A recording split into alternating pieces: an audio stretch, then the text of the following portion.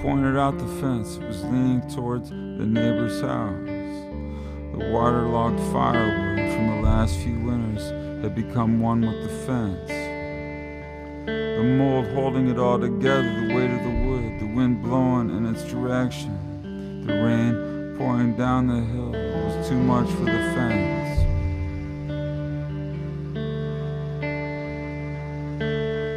A few years earlier, I had an old tree chopped down that was leaning towards the house to protect the roof and for firewood. Now I've got 20 yards of fence to rebuild. I started to bring in the heavy wet logs into the back area, into what I refer to as the dungeon area, 2 or so at a time. The doctor said I need more exercise. I said, what kind of exercise? She said, it doesn't matter, any kind. I figured I'd have to get some of it out of the way to help whoever I'd hire to repair the fence. I was breaking out with sweat when a neighbor appeared out of nowhere and said, how's it going, neighbor? Why did he have to build a house on that empty lot? There were tall oaks and pines and sequoias there.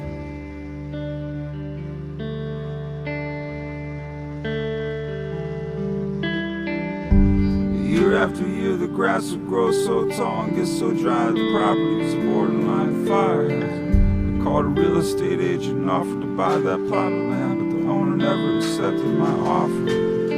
I wanted to maintain my privacy. The house was so enchanting. Set back in all the trees, I bought the house for the curb appeal and seclusion, and the signs on the street that said, Deer Crossing.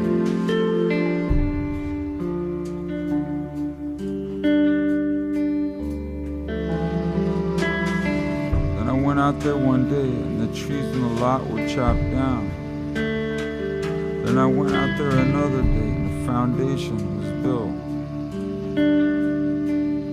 And now there's a house next door and a neighbor guy I never met until just now when he said, hey, how are you doing? I said, I'm okay, thanks, and I turned my back on him and walked into the dungeon and dropped the logs I was holding on the cement floor and closed the door behind me. I came back into the house through the dungeon from another door into the kitchen and said, this is not how I wanted to spend my fucking day. Drenched in sweat, I got an iced tea from the fridge and walked up to the highest point of my yard. Sat in the sun next to my hot tub to remind myself why I bought a home in the first place. I looked off at the pines, off in the foothills, and called my friend. She told me about a strange Chinese restaurant murdered in North Canton, Ohio. A 5-year-old girl was discovered in a freezer, murdered by her mother. Her mom got 22 years. The father of the child got a life sentence for influencing and manipulating the mother into being the abusive mother she had become. My friend also said a dead body was discovered on A Street in McCaslin, not far from my father's home.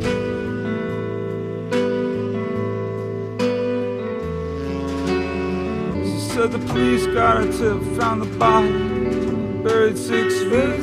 They also discovered 3 neglected kids in the house, all of them under 3 years old, unaccompanied by adults, and a neglected dog in the basement. I came back in the house and did what I came here to do, dove into my 2017 expenses. You were watching news upstairs, a coyote was walking around with a jar on his head, suffocating. Someone had some footage of him roaming around. The newscaster said, keep a lookout for him, that they estimated he had 48 hours to live.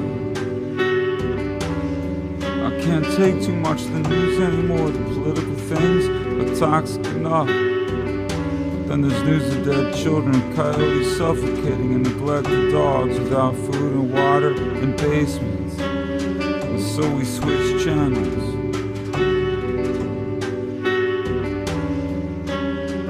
There was a band on TV, I'd never seen them before, to my recollection. There were 12 people on stage pushing buttons in stationary positions. The singer sounded like an even simpler Simple Minds, if that's possible. But but I pretty much could watch anybody perform, to be honest. One of my favorite performers is Jimmy Swagger. I could watch him sing gospels all day. But anyhow, after song 4, this overstaffed band, he said, "Please change this, I can't take it anymore. It sounds like Tears for Fears." I thought about texting a friend about how perplexed I was by this band, but I didn't feel like the back and forth that could potentially happen.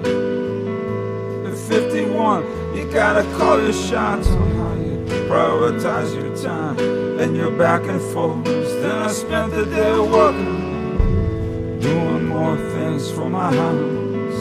The never-ending fixer that my mom said I'll be working on until the day that I die. The money pit is the chimney guy. Called it the first guy to ever enter my home to do repair. On my house there's always something, always.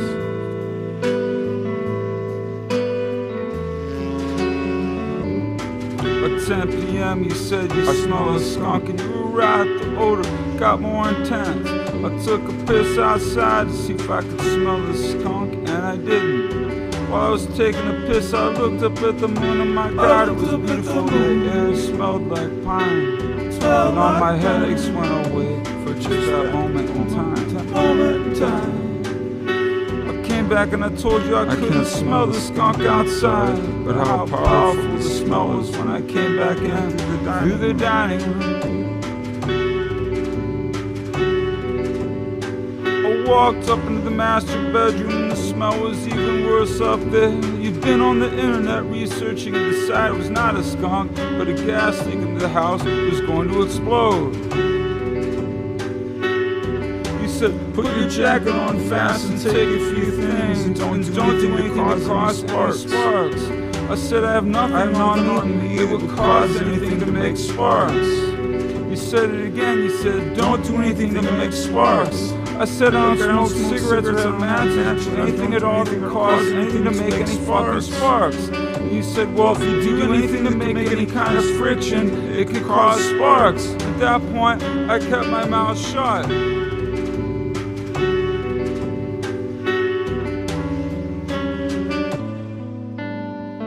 Followed you along down the stairs. I said, whatever you need from me, whatever you need, just let me know what you need. We took the battery-powered lantern from the porch and I walked you around the house and proved to you there were no gas lines coming into my home.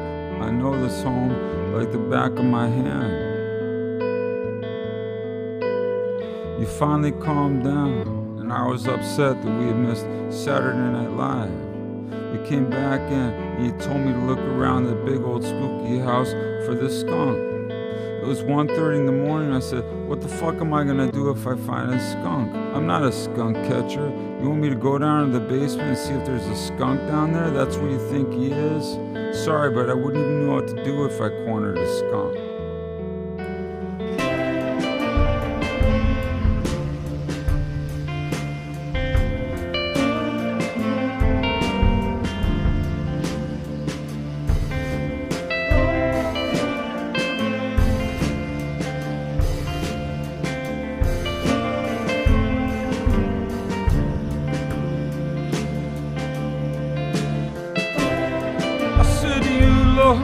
Here's the deal, we're leaving tomorrow and who knows how long it's gonna be until we're back here. The skunk is a welcome guest in my home. This is my home and I got taxes to work on. I don't want to talk about this skunk anymore. You said calm down, Mark, that you've been researching more, and the skunks were foragers. I said, what does forager mean? You said, that means they don't stay in one spot long. I said, well, there you go, he'll be gone within the next few days. Problem solved, the skunk problem is resolved.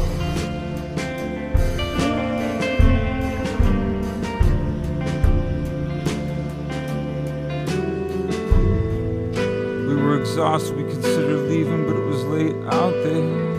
We went to bed, the smell of skunk in the air. I was up until 3 o'clock in the morning reading Confederacy of Dunces. Tired of all the bickering we've been through, we tend to to have this bickering way about us on these fast let's go check on the house visits. I woke up at 6 o'clock in the morning, my mind was racing, I couldn't fall back asleep.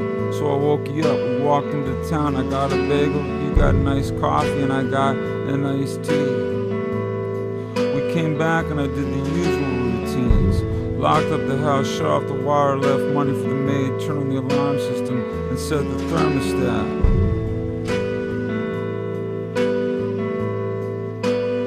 And I took photos of the early blooming daffodils and sent them to my friend. And sat at the top of the hill again, taking in the sun again, trying to remember why I ever bought this house in the first place again. A hummingbird was buzzing around me by the bamboo. Smoke was coming out of the chimneys. I don't understand myself. I spent the first 18 years of my life trying to get out of a 3-bedroom house with a yard full of sticks and squirrels. Then way later in life I ended up buying a 3-bedroom house with a yard full of sticks and squirrels. You were in the kitchen dehydrating vegetables with the dehydrator your father gave you. I walked back down the hill, my back hurting, into the living room door. You said I'm done dehydrating vegetables, I'm packed and ready to go. There was still a faint smell of skunk lingering in the house. It was Super Bowl Sunday and the traffic going back to San Francisco was hell. You dropped me off at my place, and I've known you long enough to know that look on your face that says I don't want to see you for a couple of days. So I left you alone, cleaned my apartment, made my bed, opened some windows, cleaned my hardwood floors. Then I dumped the bag of 2017 paperwork on the living room floor. You sent me a text, yay, they rescued the coyote and got the jaw off his head. He survived.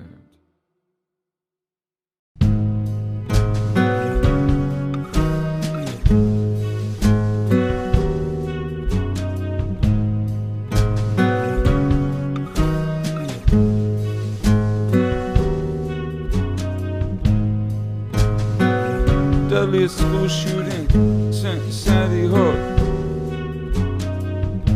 On Valentine's Day, yesterday in Florida, it took place. It's 5:30 a.m. and the news has been on since I've been home. Since 1 o'clock in the morning, I've been waking up every hour or so, looking at the CNN TV globe. Came home, opened my email, my friend Kevin asked, how are you processing this? I said I was in the studio getting ready to sing, and the drummer walked in and said, hey, did you see this? I said, what? He said, looks like another high school shooting. I said, where? He said, looks like it happened about an hour north of Miami. I said, how many? He said, looks like 14 or something. I told Kevin from that point on my band discussed it for maybe 20 minutes. Donny said, why don't they just get rid of the guns like they did in Australia? And I sat there befuddled and said, I don't know what to tell you. Republicans like having their right to bear arms. Even if it blows kids off the planet, they spend the rest of their lives without their legs and arms. The Republicans believe in their right to bear arms. No matter the rising death toll and the amount of harm it causes to innocent people, they have the right to bear arms. Honestly, from that point on, we picked up our instruments. I got 3 musicians out here from New York, and we're here to play music, and we're on the clock. So until I got home tonight and saw your email, all the thoughts about the Florida shooting, I blocked. Another player had joined us last night around 6 or 7. We we were improvising on a piece of music that he said sort of reminded him of Bill Evans. It sounded good to me. It sounded like a slice of heaven. Jim was playing his drums, but Donny wouldn't play. And after about 15 minutes of this beautiful piano playing, Donny stood up and said, "You guys, this doesn't sound like Bill Evans." I said, "What do you mean?" He said, "This is Bill Evans." I asked the drummer, "Did you know this?" He said, "Yes." And I said, "Well, what in the fuck are we doing?" I said to the player who had joined us, man, for 15 solid minutes, I was like, "Damn, this piece of music is genius." And he said, "Well, like I said, it's this left-handed thing and the style of Bill Evans." I said, "But Donny and Jim said it actually is Bill Evans." And thank God they were here to tell me this. Thank heavens. Or I would have released this beautiful song and someone would have called me out and said, "You ripped off Bill Evans." I asked the guys, "Who is this guy anyhow?" It's Bill Evans. They said, "One of the most famous jazz pianists in the world." I said, "I think I may have heard it." Or maybe I'm getting him confused with the chain food restaurant, Bob Evans. Bob Evans, yeah, I got bad associations with Bob Evans. I was with my friend's sister Debbie when I was 18 in Ohio at a local thrash metal show. We walked outside to have a cigarette. It was freezing outside and the ground was covered in snow. When a girl confronted Debbie outside and said, "You think you're so fucking cool with your nose in the air, don't you?" Debbie said, "What are you even talking about? I've never even met you." The girl said, "You're a fucking snob. I've been standing around and observing you all night with your dyed black hair. You think you're too cool for school, don't you?"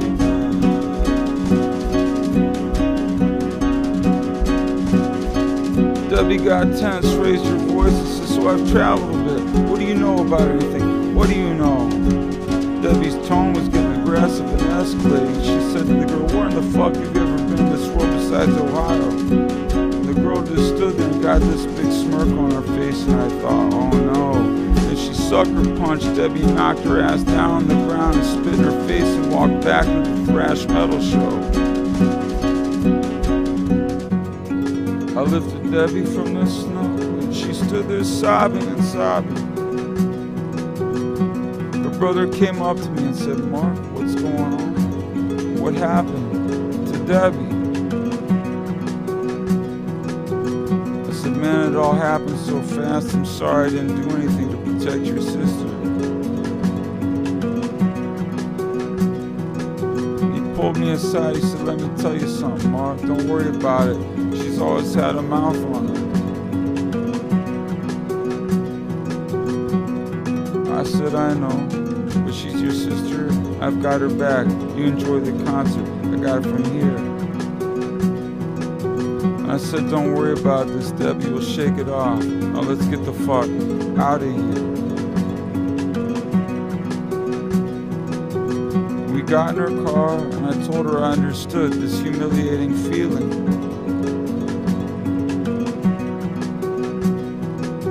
Oh, I got knocked out a few times myself, and I know it's humbling and embarrassing. So we went to Bob Evans and sat and drank coffee, and I tried to talk Debbie into a calmer state.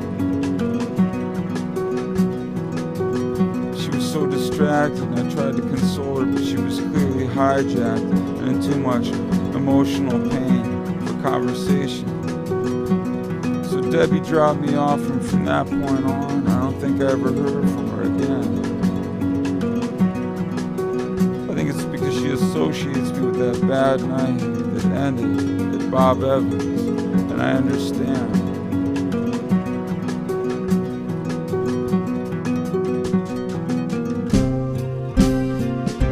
And on the way home, I said to my friend, "Why'd you kick off tonight with the Bill Evans song?" said, I was just trying to ease into things. I said, that's cool, but we're not a cover band. We're here to make an album of original songs. He said, yeah, I guess that was wrong. I said, yeah, and then everything is sort of anticlimactic when you try to come up with fresh ideas after playing Bill Evans. He said, yeah, you're right. I don't know what I was thinking. I said, hey, don't worry about it. Everything else you played sounded amazing. So anyhow, I came home and I turned on the news. Angry as I always get when these things happen, trying to think of what I could do to help the cause, to influence people, to do what I can to change gun laws. For starters, I'm gonna dedicate a song to the kids from Florida who didn't live long, whose families grieve while the rest of the world gets on their phone and their lives go on. And maybe in this song I'll share my own private thoughts. In fact, I think I will. I think they should go Django Unchained on the killer they caught, hang him upside down and cut off his balls, bleed him to death and let him bleed a slow, bloody death. When 17 kids are murdered, you skip due process. I don't care if he was born into a home full of drug abuse and incest, or allegedly brainwashed by white supremacists, whatever the case may be for him. Yeah, it's very sad and unfortunate, but escorting this man from the planet isn't everyone's best interest. When a guy kills 17 kids, dispose of him quick and fast.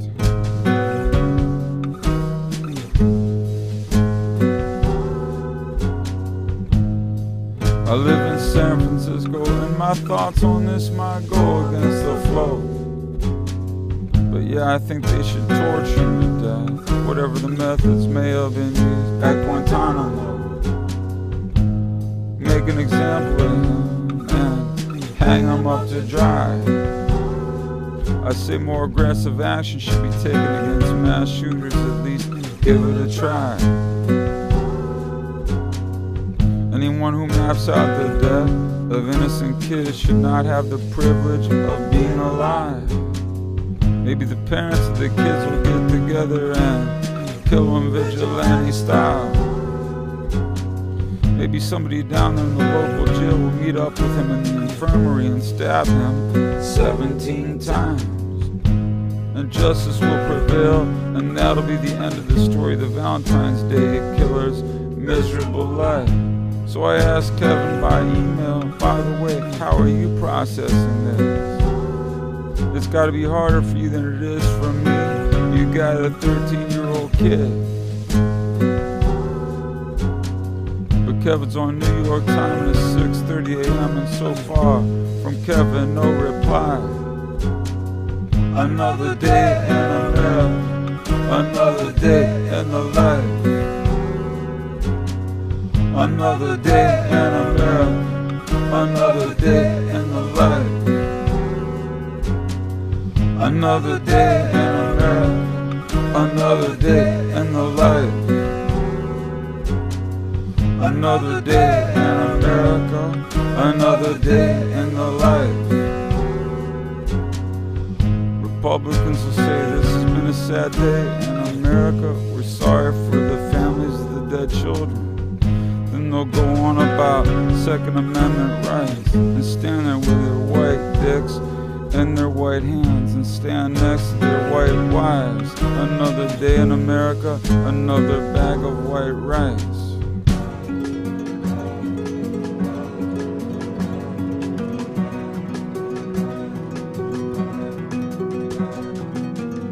I just woke up this morning, February 15th.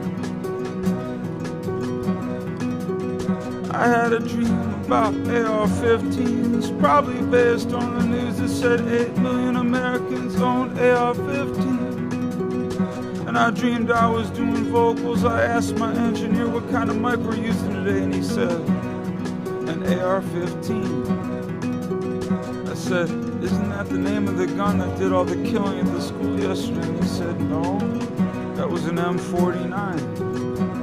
I said, I thought we normally use the U47. He said, sometimes, and other times we use an Audio-Technica 4060 or a Shure SM7. I said, well, they all sound like a bunch of automatic weapons to me that send innocent little kids off to heaven. So I prefer if we don't use the AR-15. And he said, but it's the best microphone the studio has available. I said, but that microphone is what politicians use at press conferences. Then I woke up from the dream. So that's it. I got out of bed, I took a bath, and got ready to go to the studio. And I got Kevin's reply by email.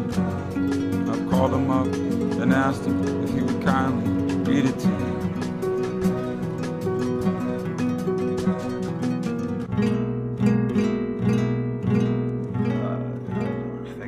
Processing it, unless reading about it on the internet counts. Reading it, internalizing what's being written about it and tweeted about it, which is that nothing ever changes and another shooting will happen every 60 hours. That Columbine, which was 20 years ago now, was in the news at that time for months and years, but Parkland will likely disappear from the news cycle in a week.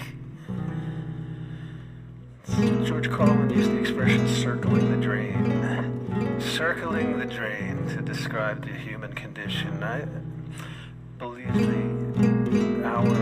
this ceaseless, endless madness and violence and the resulting information overload and the subsequent collective amnesia has to mean we're so close to the drain at this point.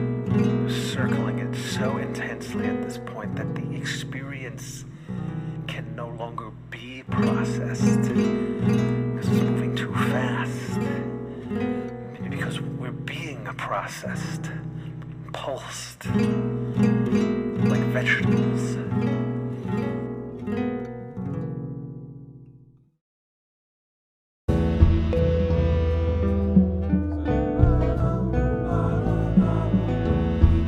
I woke up the sound of birds chirping. At some point later today, I'll hear the kids from the school outside playing on the playground. Since 1994, I've been in the same apartment building, living up on the 3rd floor. If I spent my entire day never leaving the house, those sounds would inspire me to write about my past and my future and my now. Yeah, it's an old elementary school, and I often wonder what the kids from 20 or 25 years ago are doing now. Yeah, from my living room I can see the school on Washington and the San Francisco Bay and Russian Hill and the Golden Gate Bridge in Tiburon. Now my home is maybe only 800 or 900 square feet. I know it may not sound like much of a retirement plan, but I'd be happy to live here for the rest of my life. If I passed away to the sound of those kids playing on the playground, and this apartment so rich with memories of friends and lovers who have come and gone, and beautiful music that's been written and recorded here, and so many Christmases spent with my cat Pink and with you, my dear. It would be as peaceful of a way to go as I can think of. My only hope is that I die before my girlfriend does, because she's so much stronger than me. Her beside me when I go is how I would like it to be. Every day of my life is an adventure.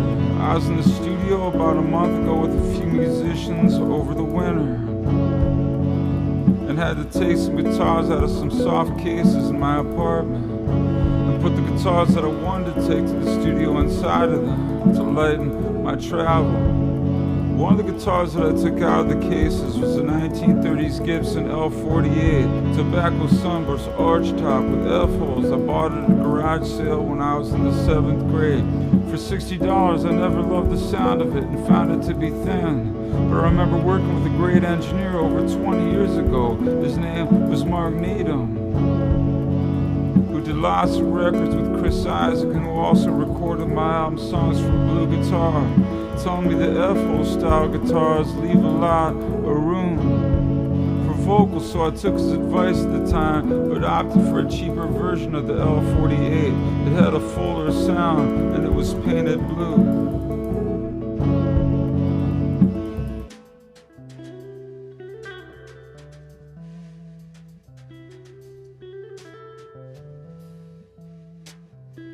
Anyhow, yesterday after a 5-day trip filming a tour documentary down the coast of California and seeing a gray whale surface along Highway 1 between Lone Pine and LA,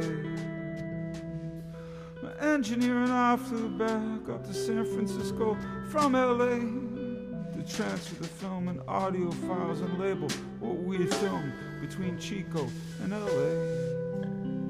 We finished all that by 10 p.m. and I told Nathan I wanted to record some guitar music for an hour before we finished that day. The closest guitar I could find was leaning behind my chair in the bedroom. It was the Gibson L48.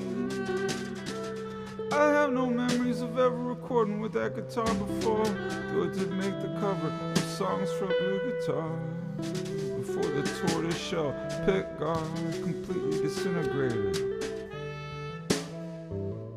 I improvised and laid guitar parts for an hour, and the guitar actually resonated nicely. Then Nathan and I agreed it had been a long day, that we'd pick things up again and then tomorrow after meeting for lunch at My Cafe. Tomorrow is right now, and as I'm finishing writing these words before Nathan shows up, I can still hear the birds and my ears are still slightly ringed from the Dolores White shows, and it couldn't be a more peaceful way to start another day of singing.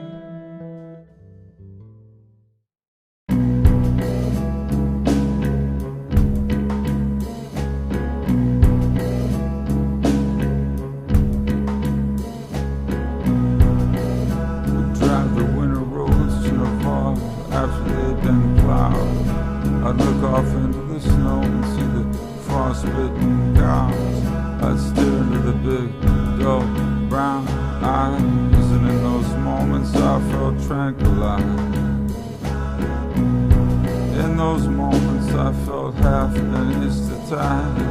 In those moments, the backseat of my mom's car, I felt hypnotized. In those moments, the AM radio played Riders on the Storm, and I'd fallen into a state of euphoria.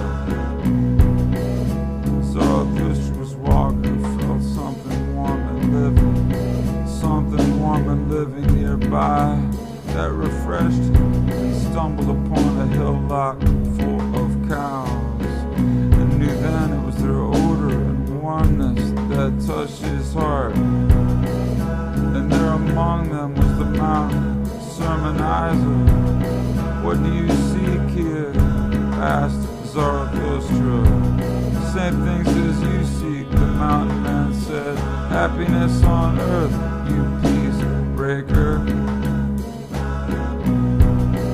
Why have you come here? Why have you disturbed them? Do you not know that if we do not become as cows, we shall not enter into the gates of heaven? For there's one thing we should learn from them, and that is rumination. In the end, Zarathustra talked him back to his cave of honey. Zarathustra gave the mountain man shit for loving cows more than money. The mountain sermonizer said, well, guess what? I have news for you, Zarathustra. I've decided that more than cows, I love you. Zarathustra said, enough of your flattery, and poked the volunteer beggar with a stick, and he ran off nimbly. See, I grew up in Ohio, in a Rust Belt town. up, I gazed off at thousands of cows through my prepubescent years, throughout my teens. I saw lots of dairy cows, Guernseys, and Holsteins. From my perspective, the space in between their ears was hollow. They did not know yesterday from 2 seconds ago, from tomorrow. From my perspective, they did not feel happiness. They did not feel sorrow.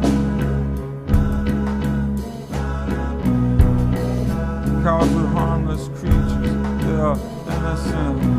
Every small thing they do is tender and sweet and benevolent. I look back at those drives past them with sweet sentiment. It was good to get away from the downtown mass in Ohio cement. Though those drives were sometimes boring and seemed very far, I have fond memories of my mom dropping us off at our relatives in Navarre.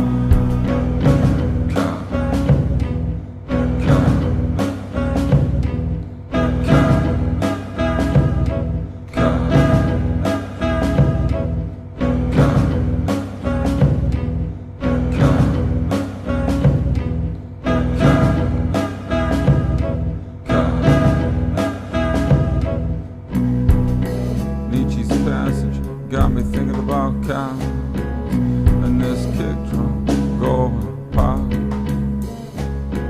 pop, pop, pop, pop, pop.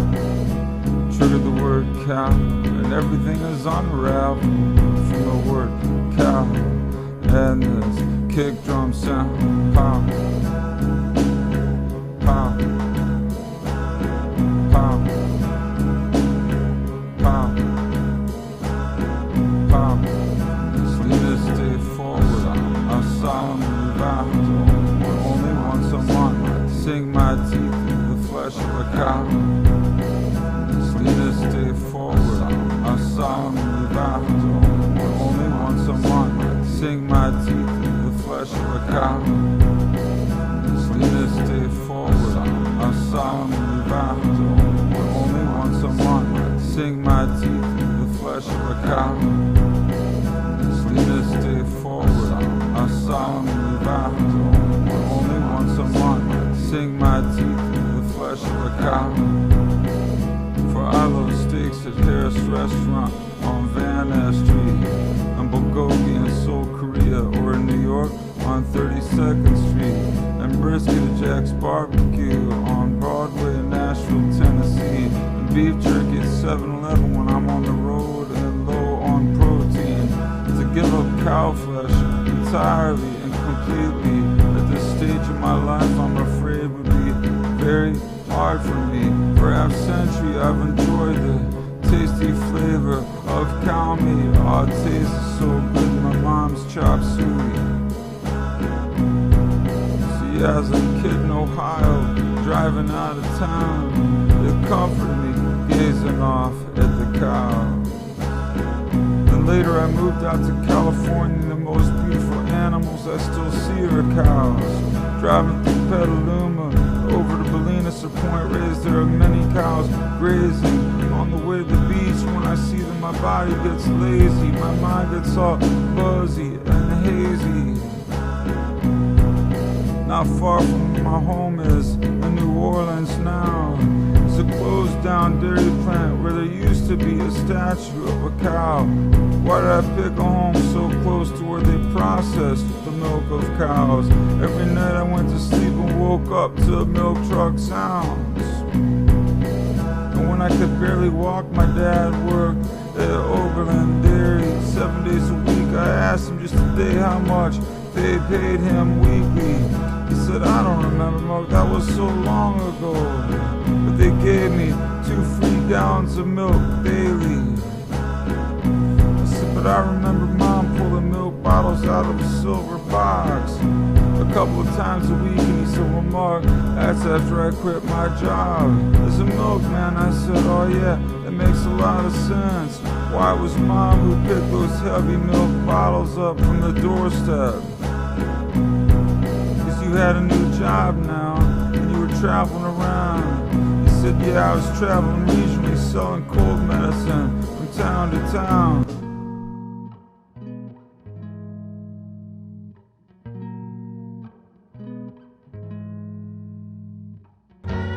I don't eat much chicken, never find a very finger licking, but I do love fish and I love Creole dishes, Gulf Coast oysters, fried gator and crawfish. Wouldn't be surprised if I died of a heart attack in Felix's in New Orleans. In fact, if I fall over there and die, I do not get all sappy. If I die at Felix's eating oysters and crawfish, know that I died happy.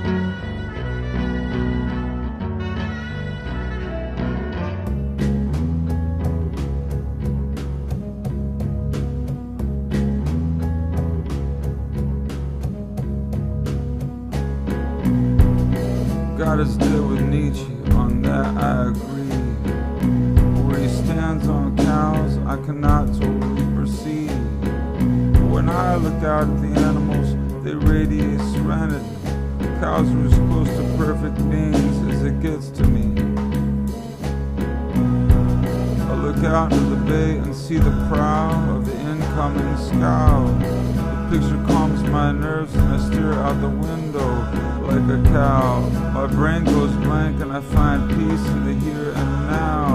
I'm as calm as a pasture grazing cow. Their moves to my ears are sweeter than the cat's meow. Flash Lordy fought many times at San Francisco's cow palace, and at the garden he fought Frankie Nargis. My favorite part of the movie Borat is when he tries to kidnap Pamela Anderson as she runs away from the crowd, and she's running through the parking lot screaming, and he yells, "I will give you your own plow." Okay, that's all I've got. I've run out of thoughts about cows, at least for now.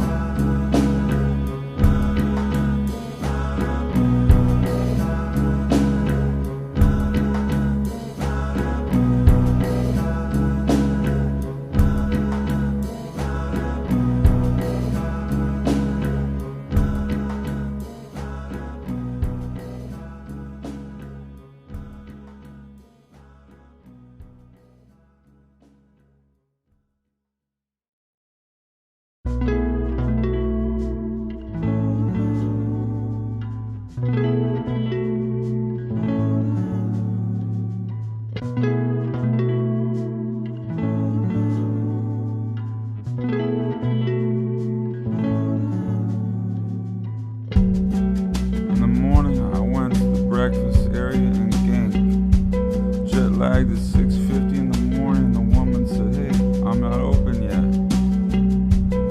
We got to talking. She said, "Excuse me, sir, but you look very tired." It's because I stay up late, not because of cocaine or anything. It's just the way my internal clock is constantly being unwired. She said, "Where are you from?" I said, "The USA." She started cracking up. I said, "Hey, why are you laughing at me?" "I'm not laughing at you, I'm laughing at the country from where you came."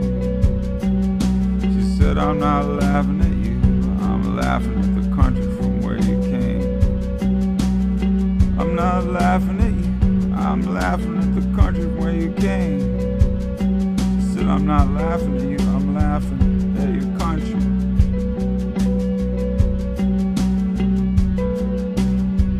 People ask me in my country, what does the rest of the world think of the USA? I said the same thing that they always did. They think we're stupid and insane. Goes back to Columbine and Reagan and Nixon and Vietnam and George Bush and the shock and awe campaign. It's always been the same since the first time I ever boarded a plane. To get across an ocean, they think our country is insane. They look at me crooked when I'm in Finland, Iceland, Portugal, Norway and Spain. Americans say, "Really? They always thought that way of us?" They ask me holding their plastic big gulps. I say, "Yeah." They think we're a bunch of uneducated fat Mountain Dew drinking fast food eating dumbasses. Once I said to a promoter, "You imported me, right? So we're responsible for many beautiful things." And he said, "Yeah, but you guys also shot John Kennedy and Martin Luther King." I said, "Well, one day of this conversation I will sing.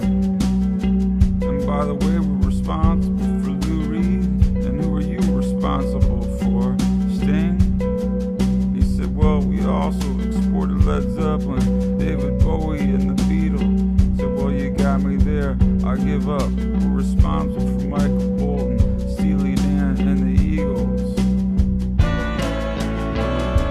start swimming or you'll sink like a stone. Bob Dylan said that. For the loser now will be later to win. Bob Dylan said that. Don't criticize what you can't understand. Bob Dylan said that. For K-culture, let's rise above. Let's come together and show each other love. I said that. I love you all, love you all, love you all. I love you too, ghost girl in the elevator, hearing voices in the hall. I said that. If you see somebody hungry and sleeping in the gutter, hold them in your arms and tell them you love them, for they are your sisters and your brothers. I said that.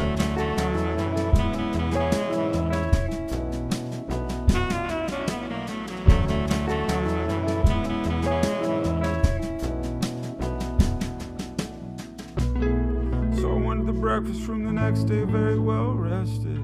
I said, how do I look today? And she studied my eyes so closely as she were a doctor and I were being tested. She said, looks like you slept too much and this is also not healthy. I said, where are you from? She said, Romania. I said, what part? She said, Transylvania. I asked, hey, what brings you here to Gank? She said, my husband is Italian, my son is 3. What is this? Why? Are you interviewing me? I said, I'm just wondering how somebody ended up in Gank from Transylvania. She said, well, you're here. And where are you from exactly? I said, the state where the kids at Kent State were killed, west of Pennsylvania. She said, do you mind if I say you show signs of megalomania? I said, I don't mind. Can I sit down now? It's 6:59. She said, okay, what can I get you? I said, nothing. I still got my bottle of water from the plane. I flew over on Lufthansa. She said, yeah, drink lots of water. And we talked about the heat. We talked about the August heat and the European heat wave. I said, every time I play Belgium in the summer, it's usually pissing rain. She said, yeah, this is the worst heat wave we've had since 1978. I said, yeah, and the hotel has no AC. And she said, poor thing. A concert in Gank and I borrowed a beautiful blue Telecaster. And I asked the guy who owned it, can I ask you a question? He said, sure, Mark, ask me anything, I'll give you an answer. I said, this is the nicest Telecaster I've ever played. Is there any chance I can buy it from you? He said, well, this is your answer. I can't sell it to you. It was my father's. He passed it on to me before he passed of bone cancer. I left the hotel at 1 o'clock in the morning. All the street fair stands were closing. There was a group of Flemish people standing around the guy who was barbecuing. Something that looked and smelled so good, I don't have to open my mouth. For Europeans that know I'm American, my belly gives it away, and so do my baggy clothes. It doesn't matter the size or shape of people in Europe, they all wear very tight clothes. Anyhow, I asked a group of people huddled around the barbecue, how do I order? The barbecue guy laughed at me and pointed at the 3 ladies in aprons standing on the street corner. They said, how many do you want? He is closing. I said 6 and everybody laughed. One lady said, you can only have 4, holding 4 fingers up to my face. So I went and stood with the people and the cook looked at me twice and said 2 words in Flemish that had everybody busting up laughing. My guess is that he said, stupid American. My guess is that he said, stupid American. Even if they were laughing at my expense, I didn't care and I laughed along with them. The USA is a laugh, they're right, okay, I was too tired to defend where I live. This country is a laugh and I'm sorry, but again, I was too tired to defend where I live. I mean, what did we invent? I was thinking the iPhone, Yelp, MySpace, OkCupid. No wonder everyone in the rest of the world thinks we're all so fucking stupid. I mean, Buffalo invented buffalo wings, and to me that's a very cool thing. But at a certain point, buffalo wings are heart attack makers. So Buffalo had to invent another thing called the pacemaker. What a wonderful contribution to our world. Kids are committing suicide because they're being cyberbullied thanks to inventions created by nerds. invention created by nerds. I'll let me guess, when you listen to music, these are not the kind of words you want to listen to. You'd rather listen to 8 Miles High by the Birds, or you don't want to listen to music at all. You want to binge out on some TV series or another. There's so many networks now, it's all a blur. Amazon, Netflix, iTunes, HBO, Showtime, Hulu. I ain't pointing fingers, I watch Finding Joseph 2, and Mark Duplass is my friend, so I watch Creep 1 and I watch Creep 2. I need to know I'm a little foggy on coffee in the morning and a favorite meal. I need eyes looking at me as if there is no other left on earth. James Kavanaugh said that. I love America more than any other country in this world, and exactly for this reason, I insist on the right to criticize her perpetually. James Baldwin said that. I want to say one thing to the American people. I want you to listen to me. I'm going to say this again. I did not have sexual relations with that woman, Miss Lewinsky. Bill Clinton said that. When Donald Trump becomes president, blaming on Facebook, Yelp, and reality TV, and Twitter, and Google, and video games, and everything that has turned this country to a bunch of dumbed-down slaves to technology, I said that.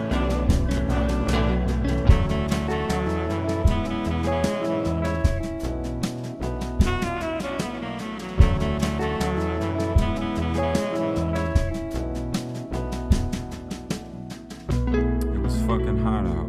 Maybe they were laughing at my coat.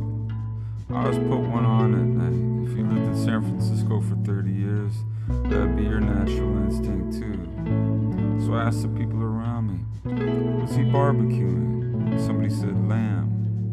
When he divided it all up at the end, he was giving the Flemish people theirs first. And after they all walked away, I was given the last 4 pieces. I thought, well, this is a pretty transparent fuck you.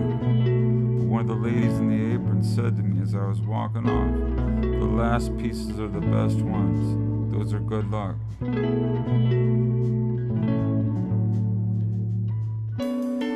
It was the best lamb I ever tasted. It must have been the salt. At the time I thought, holy fuck, this Flemish guy is putting a lot of salt on this lamb. But it must have been the kind of salt that he put on the lamb that gave it the very nice flavor it had. I'm back in San Francisco and my bed feels so cozy.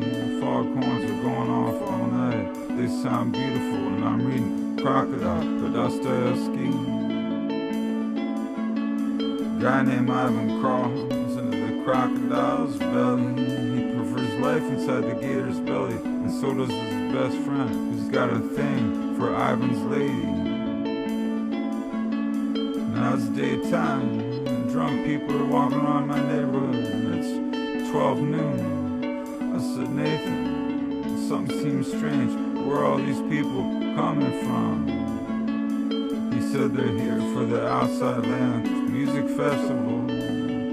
I said, who's playing? He said, Janet Jackson, Weekend, and Chromeo. I said, well, we gotta get to work, so we'll be skipping that.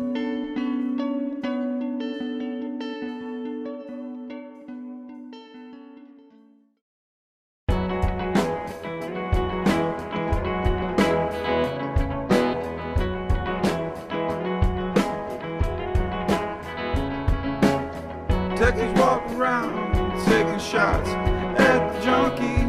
I'm in San Francisco, circa 1990s. It was peaceful and the world was much less whiny. All read books and conversed at the cafes, and they all went out to the movies.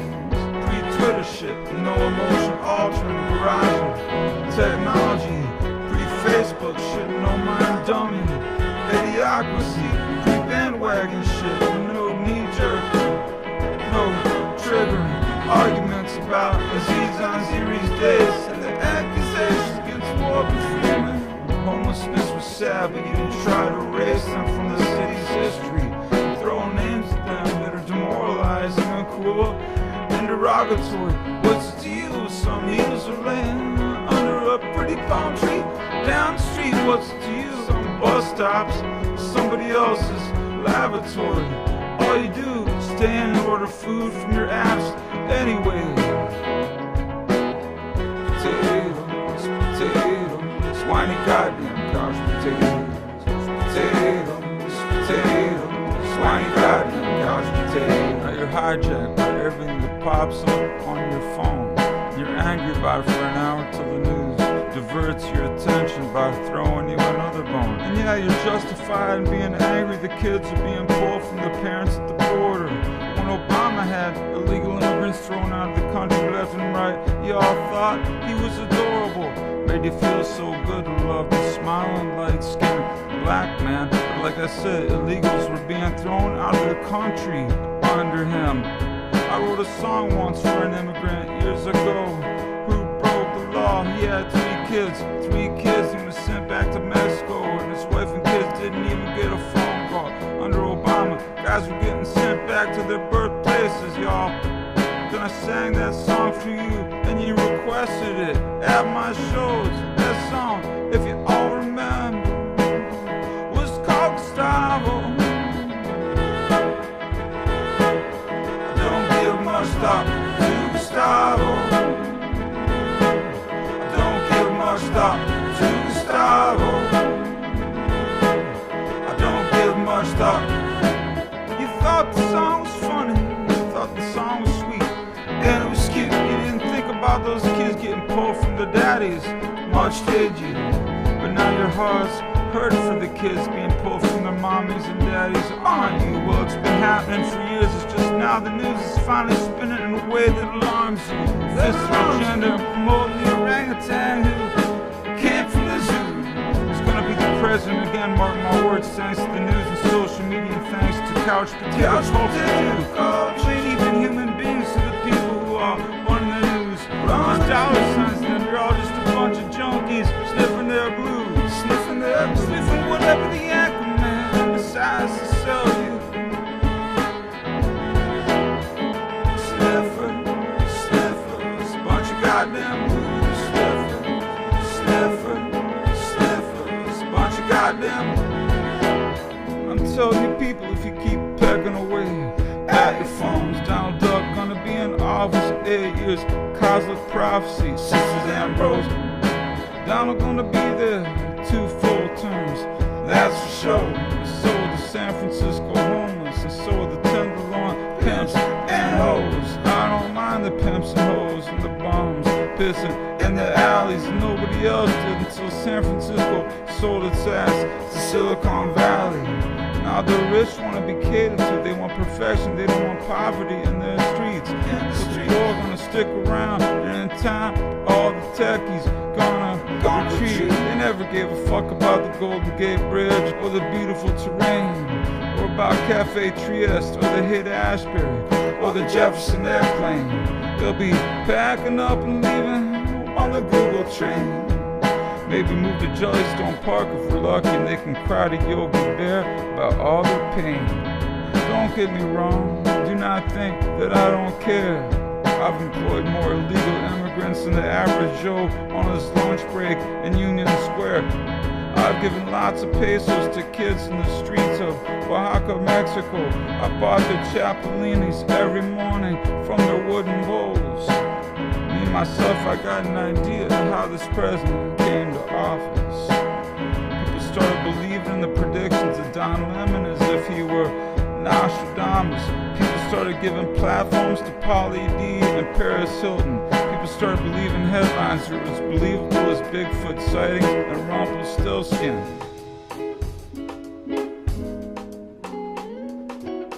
This morning I dreamed that I was with Caroline at a cafe somewhere in California. It felt like somewhere in Bolinas, lots of daylight coming through the windows. There was a band playing in the corner. We met the drummer, he kinda looked like Jack Kilmer. He told us that his brother played a percussive instrument with strings, like guitars that played notes that didn't sustain, but when playing. He told us he was gonna drive someplace nearby to pick up some drumsticks and asked if you want to come go along. Caroline said she'd stick around the cafe, but I said I was up for the ride. It doesn't take too long. Wouldn't take too long. When we were driving, I asked where his brother lived. He said Lawn Park, and I said, actually, I've been there. Does your brother play in the house band at the Lawn Park Wine Factory? He said, yes. And I said, well, I think I've seen him play. A long-haired guy. He said, that's him. And he kept on driving and driving, further and further. And I asked him where he was going. Where are we going? He said, to San Francisco. You said you needed a ride, right? I said, no, man, I thought we were going to your rehearsal space to get some drumsticks, right? He said, no, I'm heading to San Francisco. I thought you said that's where you live. I said, I do, but hold on, stop the car. Tell me where we are, you Jack Kilmer-faced kid. He pulled over and I called Caroline and told her where I was. Dropped me off on the side of the road somewhere in Northern California, and I waited for Caroline to pick me up. And I woke up from the dream and I walked down to Aquatic Park.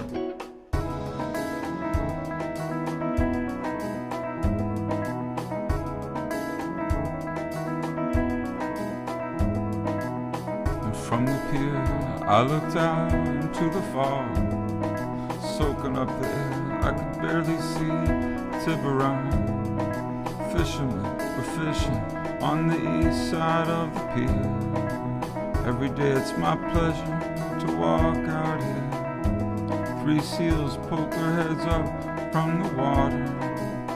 These beautiful things are why I moved here. A man was giving sailboat lessons to a younger man. And from there I walked to the Levi's store and bought a warmer jacket. Nathan overslept and I went and knocked on his hotel door. Past the City Lights bookstore at the North Beach Hotel. I waited for him down in the lobby. Watched a young girl ask the lady at the front desk if she knew how to get to Yosemite. And Nathan and I went and ate sandwiches at Molinari. And we went to City Lights and I talked to one of the employees about the book about the boxer from Modesto, Fat City. And I bought the book called Anti-Social Media, How Facebook Undermines Democracy. Told the staff how I was going to post a photo of the book on my social media pages, and one of them said, that's funny. Then Nathan and I went to Trieste. I got an iced tea, he got a coffee. I said to the guy, I see you're starting the day with the music of Air Supply. Walk back, I pointed to the mural of Paul Canton. Past City Lights again, and the storefront was boasting a huge selection of Bukowski. We walked up through Chinatown, through Jack Kerouac Alley, bought some cucumbers and some blueberries. Everything was harmonious and merry. We walked past Lei Hong Lounge, and I thought of the chopped dumplings that are always delicious and savory. Everything reminded me of what it was about the city that first spoke to me. And as we approached High Street Studios, the tenderloin homeless were as they've always been, minding their own. And I sang about everything leading up to waking up and walking to Aquatic Park. All of that must have been sparked by articles my friend had sent me, with sensational headlines and attention-grabbing quotes like medical convention relocated from San Francisco to LA because doctors are scared. Last year at the same convention, somebody's purse was stolen. I'm from a third world country and San Francisco is worse. Noe Valley shocked and disgusted by the homeless. Middle-aged tech guys angry because he saw feces on the street corner once. I don't know what it is that they see or feel. I told a man there are places for people who can't hack the city. They are called suburbs, Tropano or Antioch or Hercules. All I know is this morning I saw seagulls flying above me, and from there the day moved along peacefully. And here in the studio I'm singing tunefully to the music of Jim and Donny and me, joyfully. And we took a break, went out for dinner. The waitress asked the guy at the table how he was doing. Said the world's all messed up, but me, I'm doing fine.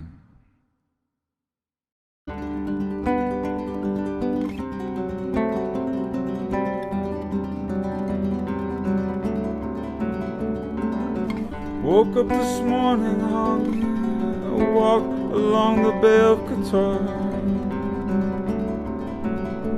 There's a market down there, past the sailboats, down the gravel road. I went looking for the kittens that I saw last night and their protective mother. I found 2 short-haired cow print kittens and the little gray one. They were all cuddled up. The little gray one didn't look up. I blew her kisses. She never turned her head. I petted her with my index finger, felt her spine. She was all bones, not much flesh, she was dying. The other 2 kittens, each had an eye missing.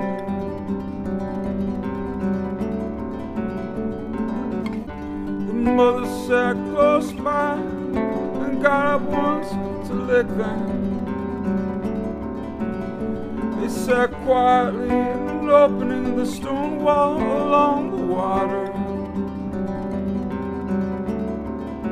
A rectangular shaped hole in the middle of the wall with rusty iron bars. And as I watched, I heard another kitten crying.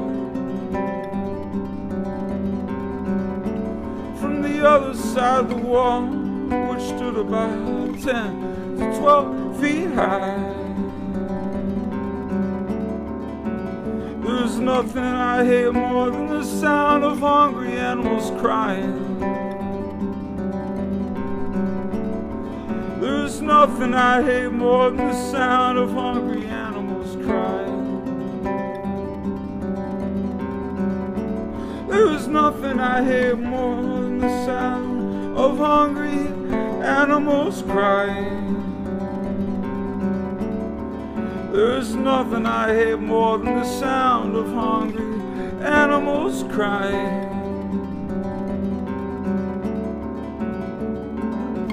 Finding footing in the nook, I climbed the stone wall. And the dog walkers looked at me as if I was mentally ill.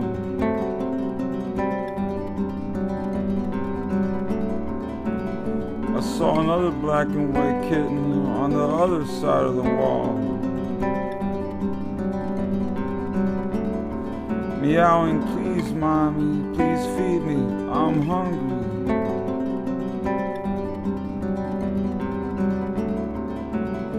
She was looking into my eyes from the field of purple flowers. She was pawing at the wall, trying to get to her mother and her sister and her brother. Stretched out from back to front paw, she was maybe a foot long, and she cried,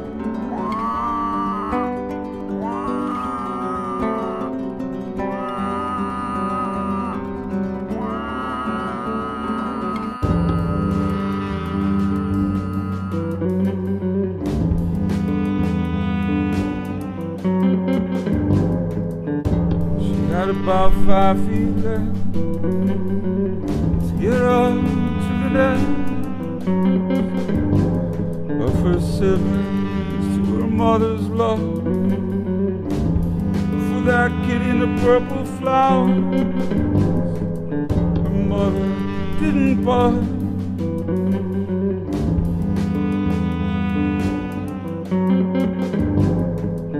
I could have hurled myself over to rescue a little one, but I would have broken my ankle like dusting off a papillon. I walked further down the street to the market on the corner, where the locals and tourists were gathered at 7 o'clock in the morning, waiting for the store to open. When it opened, I walked up and down this lonely lane, listen to the customers and clerks speaking various foreign languages. I bought oranges and water, and sardines and bananas, and 2 mega-sized cans of tuna. I carried the groceries past the dog walker. I saw the mother cat with her 2 kittens, but the gray one was gone. Maybe her mother pushed her over down into the purple flowers to join the other one. When I petted the gray one earlier, her chin was leaning on the edge of the wall, face down toward the flowers. I thought of Mickey Rourke and spun when he said, "My mom was drowning puppies in the bathtub. Why keep what you can't feed?" I opened the cans of tuna, and with a lid, tossed some tuna over the wall, aiming for the spot where I'd seen the hungry kitten trying to crawl. Then I set the cans down near the kitten's neck. Those 2 healthier cats smelled the tuna, slouched their way over, one black and one butterscotch vanilla. Jet lag, a big wave hit me. I did all I could have done. I walked to the hotel breakfast room, where the maid, who seems to have taken a liking to me, Rihanna, saw me eating my eggs like a hungry prisoner and said, "Easy, easy." I came back to my room. A book has been on the bedside stand since I arrived here. I'm not sure what language it's in, but it says, Svetsky, bestseller, #1, Danielle Steele. The 4 biggest words on the book are spelled like this: KNJIGASADIZAUVEK.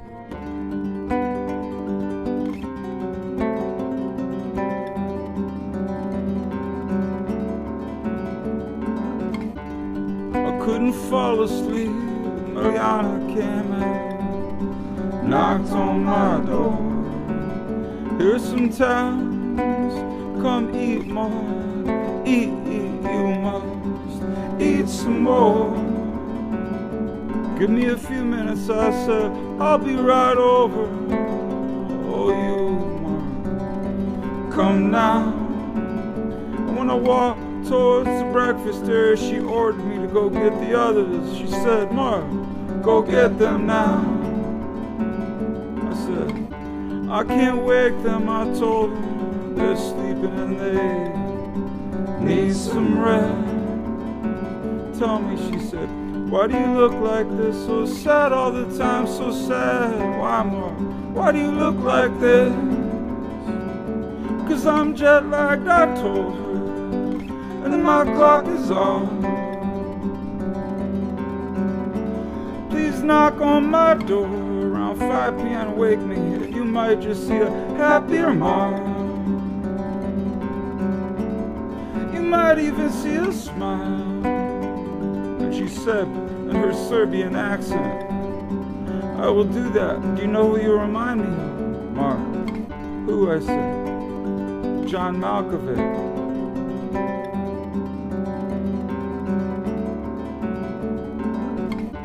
I I ate some cereal and scrambled eggs. I went back to bed.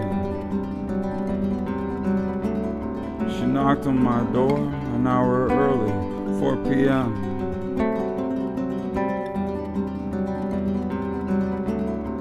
Mark, wake up, wake up. I picked up my pants from the floor. I put on some slippers and my t-shirt and decided to swim in the Bay of Kotor. The same shirt I've been wearing for the last 3 days. And I walked down the path of oleanders, wisteria, and agave, and the palm trees to the bay. My stomach growled with hunger, so I kept walking past the boats and the sunbathers, the dog walkers with their dogs on their collars, and the stray dogs and the skinny cats to a restaurant called Ella's. A waitress named Sandra came and took my order. Fish soup with Greek salad, please, and a large bottle of sparkling water. I looked across the aqua fresh, Crest toothpaste, colored water at the town of Mua with the little stucco houses. The Spanish roofs. I asked Sandra what the orange things were floating in the water. She said they're called bova, and they have nets, and they harvest black mussels.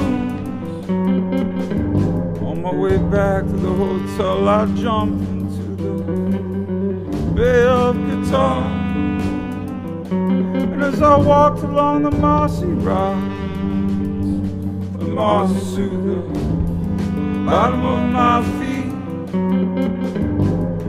I was wading out in the seaweed, looking out at the girls laying out in their bikinis. I never wrote a song about girls in bikinis. If I did, maybe I'd have a hit like the Beach Boys. I saw a bandmate walking down the road. He noticed me out in the water and said, "Hey Mark, sound check's pretty soon, we better go." While we were rehearsing, Rihanna heard the music echoing around the tile floors. She knocked on the door and asked if she could come listen, and we said, "Yeah, sure." She heard 2 songs. We said, "What do you think?" She said, "Sounds like Steely Dan, but crazy." Steel Rock Festival, July 21. From the start, my guitar was out of tune. So I sat on a stand and walked towards the front of the stage and howled to the castles and the mountains and sang tunefully to the moon. On guitar, Chris on piano, they held their own stoically and steadily. A nice, receptive, family-oriented crowd. I didn't make any special adjustments for them. I gave them the good, the bad, the ugly. I sang Mother's Love and 666 Pulse. I encouraged them to cheer for Andrew Gulata, who I doubt many of them heard of him in Montenegro. It was a fun night, cathartic and exhilarating.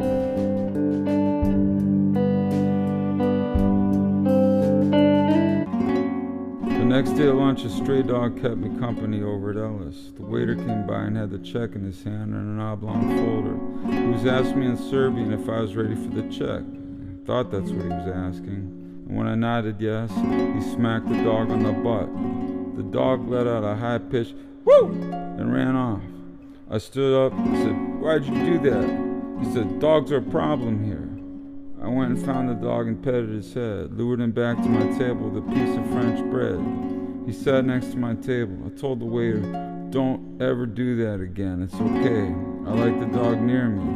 The dog was picky and didn't like the bread, so I put a piece of penne pasta up to his nose instead, and he bit my hand. Finicky stray.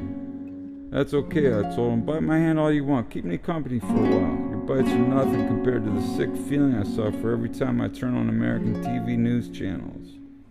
I paid the check and left with my large bottle of sparkling water, and when I got up, Rihanna had just been seated at a nearby table with another maid. She said, "Mark, I must tell you, you were like a machine. You sleep, you eat, you shit, you make music, you were a machine." I said, "I guess so," and I went back to my room. About 9 p.m., Chris knocked on my door and woke me. Chris and Ramon and I took a cab into the old part of town for dinner. But before we left, 3 maids, including Rihanna, were always sitting down the cement walkway from me, drinking wine, coffee, and smoking cigarettes, observing the coming and goings of passers-by, started talking to us. Chris and Ramon with me standing right there. I told Mark today, he is a machine. He eats, sleeps, shits, and plays music. This man is a machine. Then she introduced us to Liana, who I've met a bunch of times, and another maid who has never spoken a word to me, Malika. Mariana pointed to Malika and said, "Mark, Malika has something to tell you. She wants to marry you." I took a step back, and I smiled and said, "Her and I have never spoken a word. But yeah, if I lived in Kotor, sure, why not? I would marry her." Then Malika corrected Mariana in Serbian. Mariana then said to me, "Oh, I misunderstood. Malika says she wants to fuck you." Ramon and Chris and I let out an awkward giggle, and then we were speechless. I then politely asked Mariana what her friend's name was again. "It's Malika, you crazy man. You are crazy." Ramon saved me. "Hey, you guys, I want to get going. I just want to get a cab." That was our segue, and Chris and I followed along. But not before I told the maids, "Hey, you all have a nice life here, drinking wine among friends, looking out at the bay. I've seen you all at the restaurant down the street and lying out on the beach. This is a nice life you have, ending your days this way. It's beautiful here, the smell of salt water and the Italian pines." "Fuck you, crazy man. You join us in the kitchen tomorrow. Work with us and see how good this life is, you fuck." "Hey," I told her, "we all have to go to work. You think this life is glamorous? It took me 30 hours to get here, and I'm going to spend 30 hours in airports and on airplanes to get home." She said, I know. You work hard, Mark, it's true. I know. You know something? You look like John Malkovich." I said, "I know, you told me that earlier." I'll never forget Mariana. I think I'll send her a postcard when I get back to San Francisco. After having dinner in the old part of town, Ramon stayed to see some jazz, and Chris and I came back with the plan to meet in 5 minutes down by the gate and go for a walk along the bay. I walked down to my room, and Malika appeared with a large empty water bottle. "Water?" she asked. I think it was Freudian, to see if I wanted to fill the bottle. I said that I'd be okay, but for her to please wait, and that I'd bring her a CD. Mariana said that Malika wanted a copy of my music. I gave her McCaslin Night Talks, and she shyly walked off towards her little smoking area, and that's the last I've seen of her for the night. I know the loneliness of the road, but in that moment, I knew the loneliness of the live-in maid. Chris and I then walked along the bay into my usual spot, Ellis, the same place where the waitress explained the orange things that harvested mussels, and where the guy whacked the dog on the butt. We had sparkling water and ice cream. Hal Gelb stopped by and said hi. I'm back in my room now. I've not turned on the TV since I've been here. Bliss. It's 3:29 a.m. Good night from my hotel room, Kotor, Montenegro, 7/23/2018.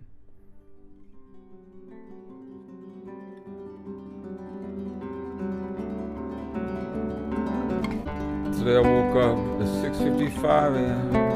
and time for breakfast. Mariana said to me this thing you say last night about how we have a good life. Why? Why did you say that to us? I think she thought I was being patronizing, but I wasn't.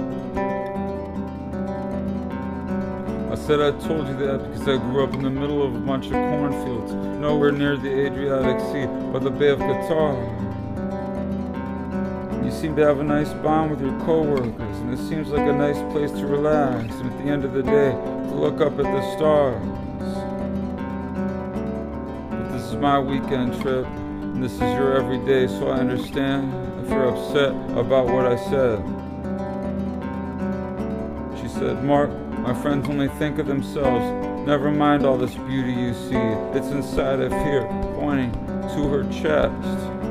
Inside of here, Mark, is shit. They tell me, do this, do that. This life is shit.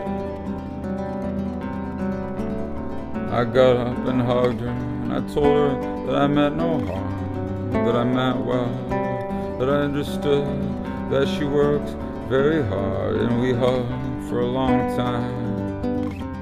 No nervous pats on the back. She said, what will you do now after breakfast? I said the same thing I always do, go back to my room and get some sleep. She told me, please come back before 10 o'clock in the morning and eat some more. And I said I'd try. She wrote her name on a piece of paper. I told her I'd send her a postcard if I didn't get a chance to say goodbye. And I went back to bed and I woke up at 12:25 p.m. I'm gonna walk along the road to Ellis, past the stray cats and dogs and oleanders and agave and palm trees and sailboats and sunbathers again. Taking a towel and planned a wade around in the Bay of Kotor one last time. 3 a.m. call for our flight back to San Francisco from someplace in Croatia tonight. I'm back in my room. It was overcast and I skipped swimming. I just shadowboxed 4 3-minute rounds with a bottle of water in each of my hands. 3:12 p.m. Kotor, Montenegro, 7/23/2018.